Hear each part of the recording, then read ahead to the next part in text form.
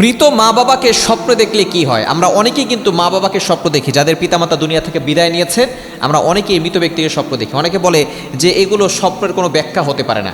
নবীজি সাল্লাল্লাহু আলাইহি স্বপ্নের ব্যাখ্যা করতেন। হযরত ইউসুফ আলাইহিস সালাম সবচেয়ে বড় স্বপ্নের ব্যাখ্যাদাতা ছিলেন, এবং মুহাম্মদ ইবনে সিরিন রাহমাতুল্লাহ আলাইহি তিনি তার যুগের সবচেয়ে বড় স্বপ্নের ব্যাখ্যাদাতা ছিলেন। সুতরাং স্বপ্নের কয়েকটা প্রকার রয়েছে। একটা হচ্ছে ভালো স্বপ্ন, একটা হচ্ছে খারাপ স্বপ্ন। ভালো স্বপ্ন আল্লাহর পক্ষ থেকে আসে, খারাপ স্বপ্ন শয়তানের পক্ষ থেকে আসে। আর একটা হচ্ছে ইচ্ছা স্বপ্ন, সারাদিন যেটা মানুষ চিন্তা করে সেটাই মানুষ বারবার স্বপ্ন দেখে।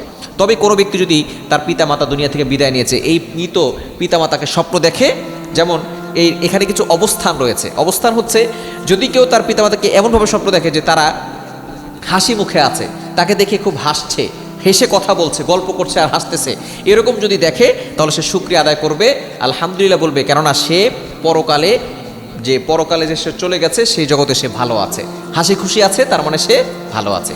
কোনো ব্যক্তি যদি স্বপ্ন দেখে যে তার পিতামাতা খুবই কান্নামাখা হৃদয় নিয়ে তার সামনে আসছে, অথবা সে এমনভাবে আছে দেখা যাচ্ছে যে সে খুব কষ্টে আছে, তার চেহারায় কোনো হাসি নাই, তার চোখে অনেক পানি, সে কান্না করছে হাউমাউ করে, এরকম যদি কোনো সন্তান তার পিতামাতার জন্য এভাবে স্বপ্ন দেখে, তাহলে মনে করতে হবে সে পরকালে একটু কষ্টে আছে।